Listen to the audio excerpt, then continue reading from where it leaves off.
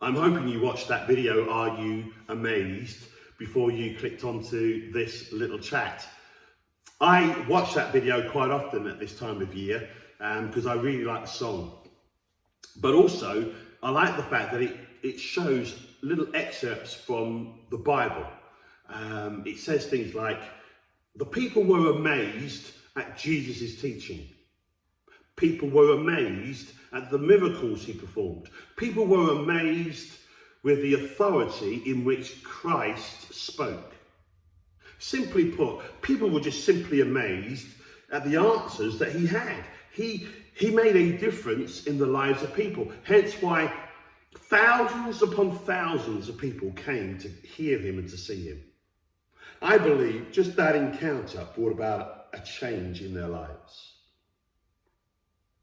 For me, personally, I am still amazed. I'm amazed by his teachings. I'm amazed by his miracles, and I'm amazed with the authority that Christ has. For me, his teachings made a big difference in my life. In fact, I believe, folks, that there is no philosopher or teacher at any time in history that has had the same impact upon society as Christ. There is none. No one comes close to Christ. Our laws are based upon what he taught. But more than that, I'm amazed because I simply believe that the Easter story is simply the greatest love story ever known to man. For God so loved the world that he gave his one and only Son,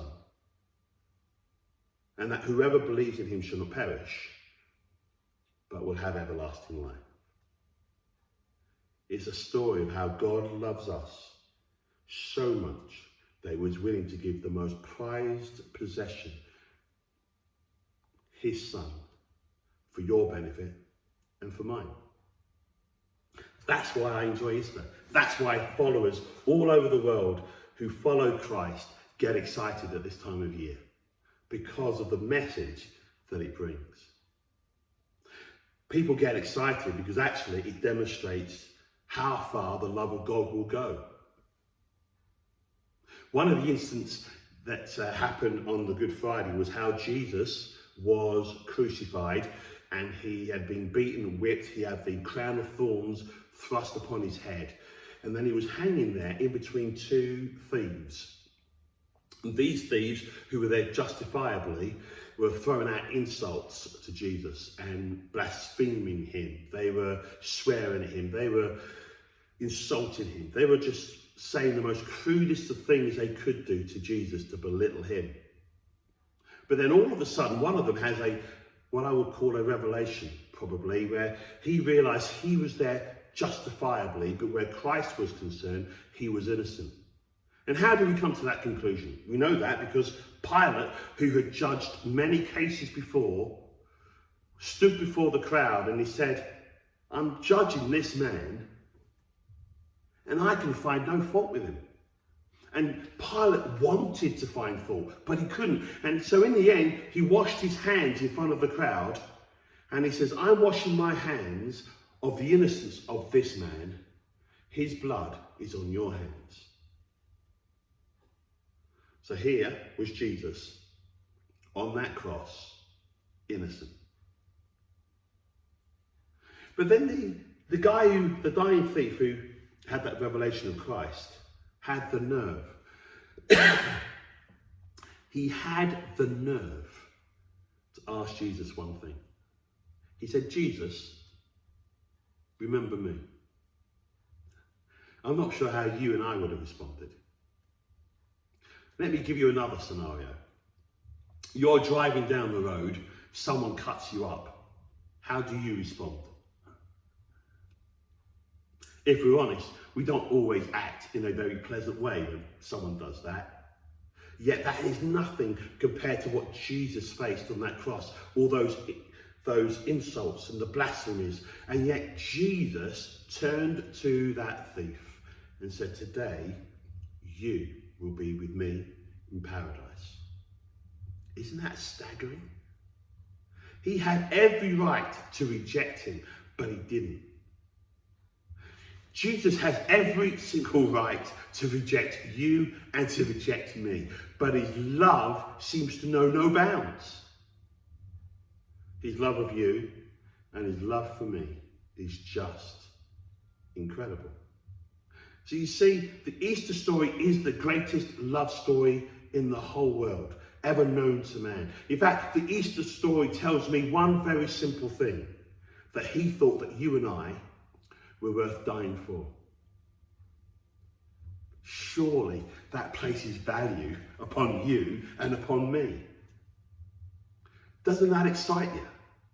Others may want to throw you on the scrap heap. Others may think you're nothing. But where he was concerned, he considers you to be the apple of his eye. And he considers me to be the apple of his eye. His love knows no bounds. His love is there. I showed that video because for me, it kind of highlights two things, in my opinion.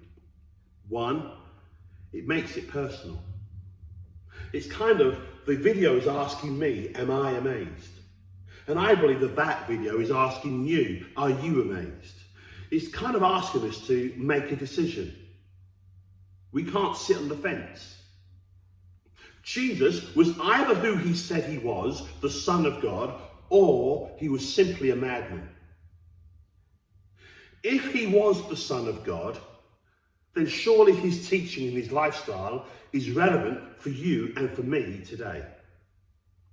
But if we've come to the conclusion that he really wasn't who he said he was, then we can only do one thing, and that is to reject him, to reject the message, and to forget about it. But for me, I came to the conclusion that he really was who he said he was. He really was the Son of God. The Son of God who came into this world to demonstrate his love for me. And that's why I became a follower of Christ. I decided to follow his teachings. And I discovered the change and the difference that he's made in my life. You see, belief leads me to the second thing. You see, belief is not enough. Just to believe that he is the Son of God is not good enough.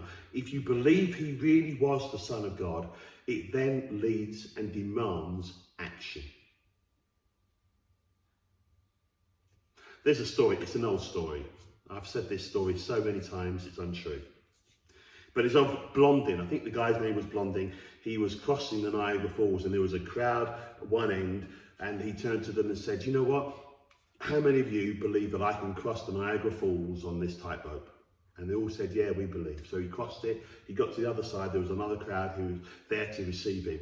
And he said to them, how many of you believe that I can cross the Niagara Falls again? And they said, yeah, we believe. So he did it. He crossed the Niagara Falls and he did it on the tightrope. And when he got to the other side, that same crowd was still there. And he said to them, how many of you believe that I can cross the Niagara Falls with someone on my back? Pretty impressive. All the people said, yeah, we believe. Absolutely, you can do that. And then he turned to the crowd and he said, okay, if you believe, who will volunteer? To which everyone kind of said, oh gosh, is that the time? Must be off. You know, only one person took up the challenge, and that was his manager, who got on his back and they crossed the Niagara Falls on the tightrope, and they did it successfully. You see, I told you that because if you truly believe that Christ is who he said he was, that belief now needs to turn into action. Because surely what he taught must still be relevant for us today.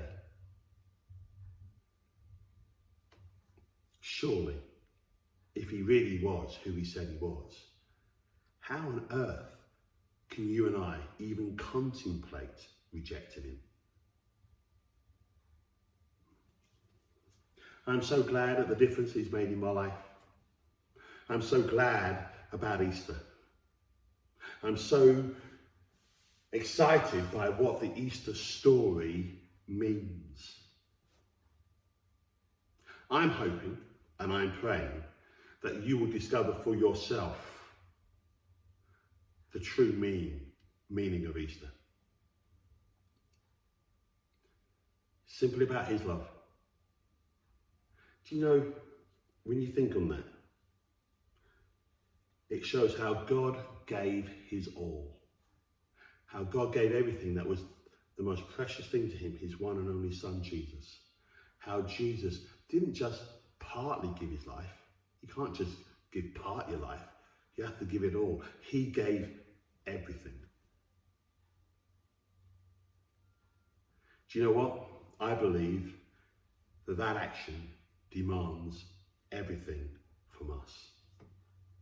Whether you choose to call yourself a believer or not, following Christ demands everything.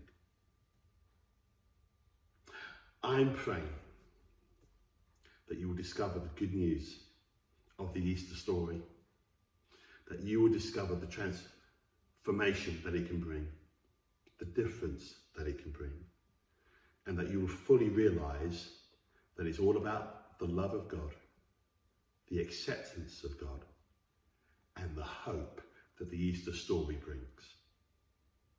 May God bless you, and happy